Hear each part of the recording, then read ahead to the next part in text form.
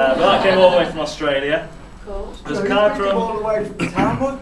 Well done. I haven't got your bus in our own though. Auntie Sue and Uncle Brian, they apologised that they couldn't be here. Sue and Rob Bates sent a blank cheque in their card, which I personally got from the bottom of my bank account. And everyone else who put loose cash in the cards that I got to open for this little bit of my speech.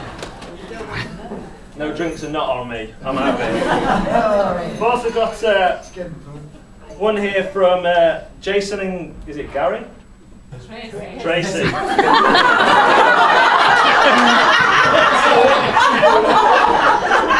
Tell Tracy, whoever she is, she needs to write a letter with a T, not a D. That says Gary. There's proof. And there's a card from your dad as well, Dan. Just sending you his best wishes. Now, wedding etiquette says that because Dan toasted the bridesmaid, I have to accept that or something. But they didn't tell me nothing, so stuff them.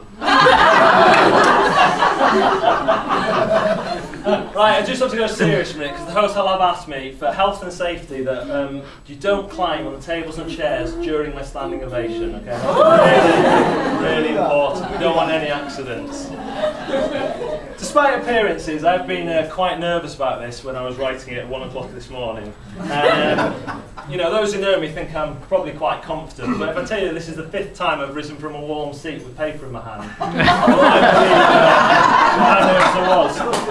However, I think it wasn't just me that was nervous.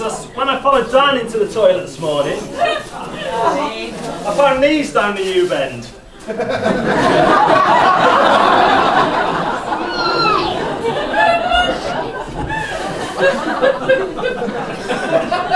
I Dettol them first.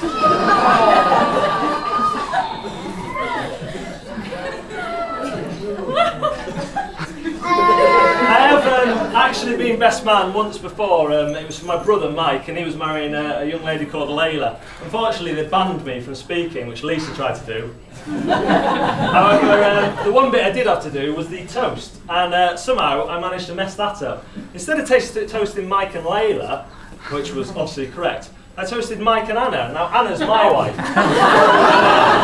Probably the worst thing about this was I didn't notice, and I was holding my glass aloft, wondering why everyone was looking at me going, did you say Mike and Anna? Yeah, I think you did. So then I downed the champagne to encourage them to drink, and then I had to mentally rewind and realise what I did. So, you know, hopefully there won't be, apart from knocking the flowers over, there won't be any more hiccups. I've known Dan for almost 9 years since I moved to Scarborough when, believe it or not, he interviewed me for my first job.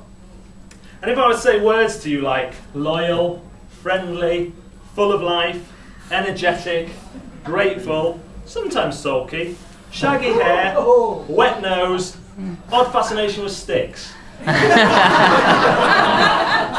might think we'd be talking about a dog. And that would be because I am talking about a dog.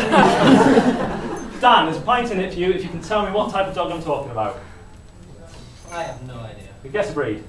Average Terrier. Oh, sorry, it was Golden Retriever.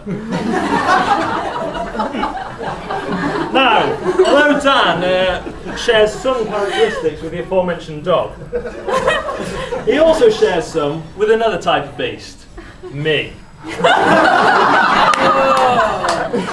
That's right, folks. Despite my dazzling good looks, stunning wit, and manly frame, there are still many similarities between me and Dufton.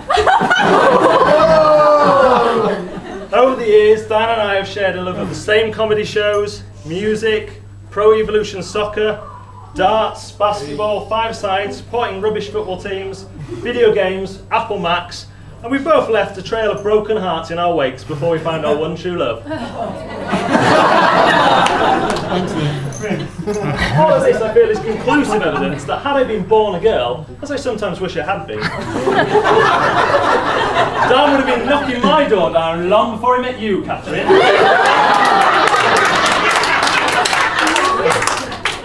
However, perhaps that's a world best left to dreams and fantasy. Seriously though, Dan has been, I can honestly say this, he's been a true and loyal friend to me throughout the years, despite my dark times, despite me being my rawest, and at times most despicable, he's always been there, and he's been a true and loyal friend. And I think anyone who knows Dan will say that loyalty and faithfulness to you is one of his purest characteristics, really. So you better look at